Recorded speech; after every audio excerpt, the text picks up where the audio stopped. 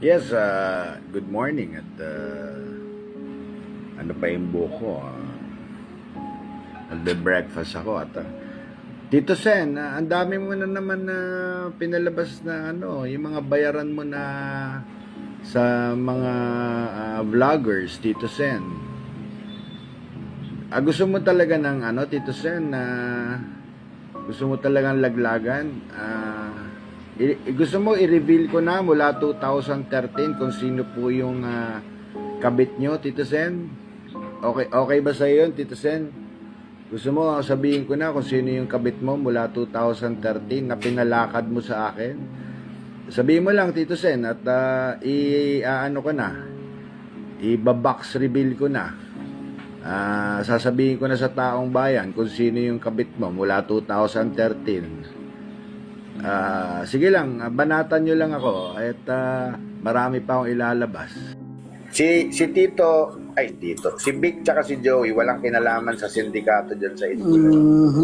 Vic tsaka si Joey, nagtatrabaho lang yan. Pero malamang galit na sa akin ngayon si Vic dahil kapatid niya. Wala akong magagawa. Inaapi ako ng Itbulaga. Saka yung sinasabi nila na wala akong utang na loob. Unang-una,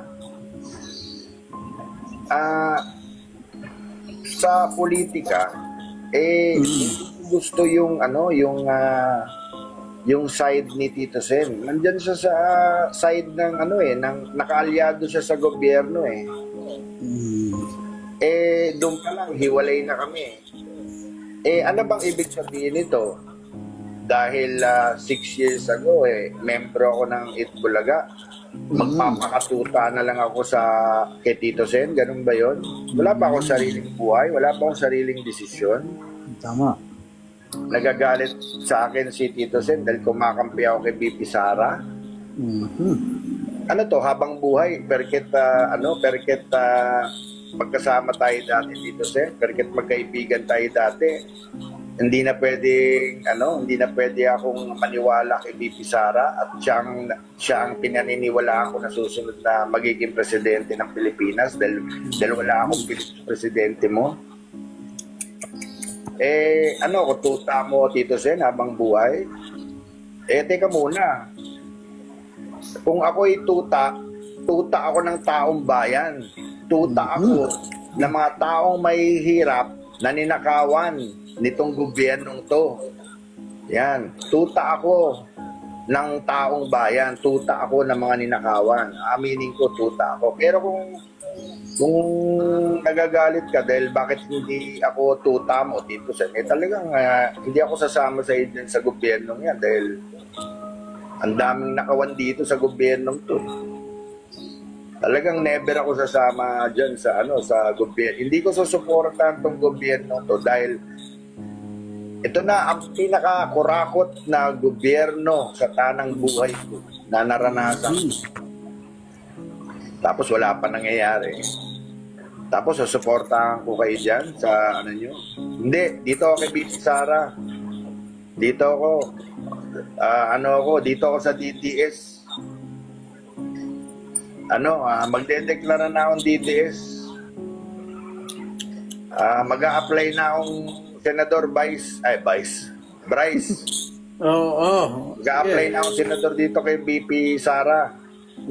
Titikat ka na. Titiket na ako para kung manalo ako pagdating ko sa Senado, sige, doon kami Debate. ni Tito Sen. Sa mga oras na nagtipon ang mga leader ng Asia-Pacific Economic Cooperation o APEC sa Gyeongju, South Korea, nakita sina Pangulong Ferdinand Bongbong Marcos at Xi Jinping ng China na nagkamayan bilang simbolo ng kooperasyon. Ang pagkakataong ito ay naganap kasabay ng formal na paglipat ng pamumuno ng APEC. Bagamat walang opisyal na anunsyo ng pribadong pagpupulong sa pagitan ng dalawang pinuno, sinabi ng mga opisyal ng Pilipinas na may paunang pag-uusap na para sa dalawang posibleng pagpupulong sa summit. Sa kaniyang talumpati, sinabi ni Pangulong Marcos ang kahalagahan ng pagtutulungan upang mapunan ang kakulangan sa energy systems at digital infrastructure sa buong rehiyon. Hinikayat niya ang mga kasapi ng APEC na dagdagan pa ang investments at policy coordination upang matiyak na walang bansang maiiwan sa mabilis na pag-usad ng teknolohiya. Ipinunto niya na marami pa ring bansa ang nahihirapan magkaroon ng maaasahang power network at digital access lalo na sa mga malalayong lugar. Sinabi rin ni Pangulong Marcos na hindi sapat ang basta magtayo ng mga bagong sistema. Kailangang may sapat na investment din sa kakayahan ng mga mamamayan upang magamit ang mga ito ng epektibo. Ang skills training, matatag na connectivity at patas na access ay mahalaga upang makamit ang mas inklusibong pag-unlad. Sa ganitong paraan, mas magiging handa ang rehiyon sa mga hamon ng mas konektadong ekonomiya na pinapatakbo ng teknolohiya.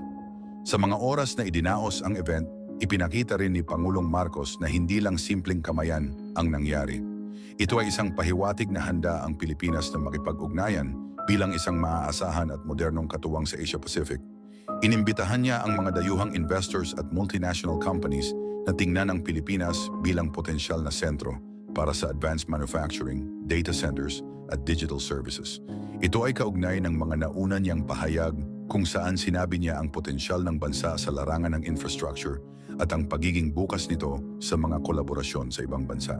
Binigyang diin din ng Pangulo na kailangan ng malalim na reforma upang makamit ang tunay na pag-unlad. Kabilang dito ang modernong regulasyon, malinaw na investment conditions, at mga institusyonal na pagbabago na magpapatibay ng tiwala at epektibong pagpapatupad. Sa isang tanong mula sa media, sinabi niya na ang pinakamahusay na politika ay performance at idinagdag na ang tiwala ay nabubuo kapag ang mga pangako ay nagiging konkretong resulta. Ang kamayan ni Marcos at Xi Jinping ay nagsilbing simbolo ng mabuting ugnayan at respeto sa pagitan ng dalawang bansa, kahit wala pang formal na pag-uusap sa mga sensitibong isyu. Ang paglipat ng pamumuno ng APEC sa China ay nagpapakita ng pagkakaisa ng mga kasaping bansa at ng aktibong papel ng Pilipinas sa mas malawak na ekonomiya.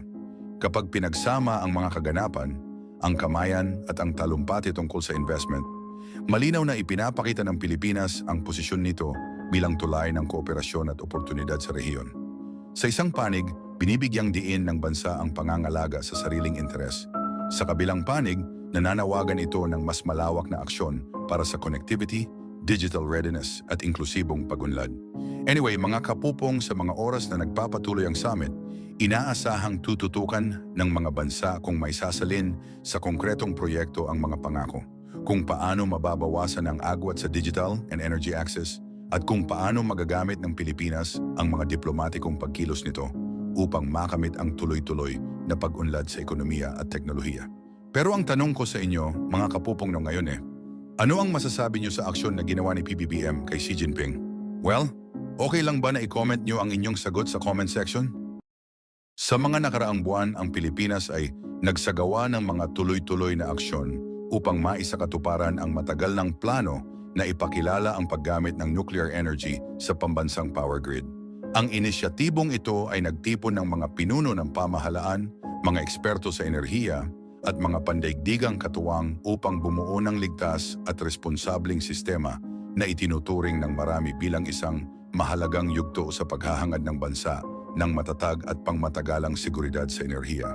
Sa mga oras na ginanap sa Maynila, nagtipon ang mga kinatawan mula sa Department of Energy, pribadong sektor at International Atomic Energy Agency para sa isang workshop na tumalakay sa nuclear power infrastructure at financing. Sinabi ni Energy Undersecretary Giovanni Carlo Bacordo na ito ay isang makasaysayang sandali dahil ang talakayan ay makatutulong sa bansa upang makabuo ng matatag na mga plano na magtitiyak na ang mga proyekto sa hinaharap ay magiging kapaki-pakinabang at ligtas. Binigyang diin sa workshop ang kahalagahan ng aktibong partisipasyon ng pamahalaan sa pamamahala ng pinansyal at operasyonal na aspeto ng mga nuclear investment, at ang pangangailangang pagsamahin ang inobasyon at responsibilidad. Nagkaroon ng panibagong direksyon ang mga plano ng bansa sa enerhiya matapos maglabas ang Department of Energy ng isang circular na nagtatakda ng malinaw na mga pulisya para sa unang komersyal na nuclear power plant ng bansa, na tinawag na Pioneer NPP. Sinabi ni Garin na ang bagong framework ay nagbibigay ng priority dispatch sa pasilidad at ng mga insentibo para makahikayat ng mga mamumuhunan. Sa loob ng 3 buwan mula sa paglabas ng patakarang ito, Inaasahang makikipagtulungan ang mga ahensya ng pamahalaan tulad ng Department of Finance at Maharlika Investment Corporation upang ayusin ang mga modelo ng pondo at ihanda ang pambansang grid para sa integrasyon ng nuclear power. Binigyang diin ni Garin na ang proyektong ito ay isang malinaw na pahiwatig na handa na ang Pilipinas na tanggapin ang paggamit ng nuclear energy sa responsable at maayos na paraan. Ayon sa kanya, ang nuclear power ay makapagbibigay ng matatag at tuloy-tuloy na kuryente na susuporta sa mga renewable source at magtitiyak ng sapat na supply ng enerhiya para sa mga kabahayan at industriya. Sa mga oras na ito, nagsisimula na ring magpahayag ng interes ang ilang lokal na pinuno hinggil sa posibilidad na maging host ng mga susunod na nuclear facility. Sa Pangasinan, sinabi ng mayor at vice mayor dun na bukas ang kanilang bayan sa ideyang ito at higit kalahati ng mga residente ay lumagda sa petisyon ng pagsuporta kapalit ng benepisyo tulad ng libreng kuryente. Binigyang diin ng dalawang opisyal na ang kaligtasan at seguridad ng mamamayan ang pangunahing isa sa alang-alang. Ipinaliwanag naman ni Dr. Arcilia, Direktor ng Philippine Nuclear Research Institute, na ang bagong batas na Philippine National Nuclear Energy Safety Act ay nagsisiguro ng mahigpit na regulasyon sa pamamagitan ng pagtatatag ng Philippine Atomic Energy Regulatory and Safety Authority o PhilATOM.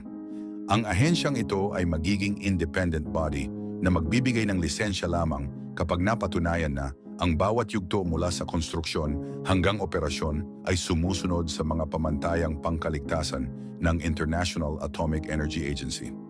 Taon na ang nakalipas ng isulong ni dating Pangulong Rodrigo Duterte ang ganitong direksyon sa pamamagitan ng pagpirma ng isang executive order na opisyal na nagsama ng nuclear energy sa energy mix ng bansa.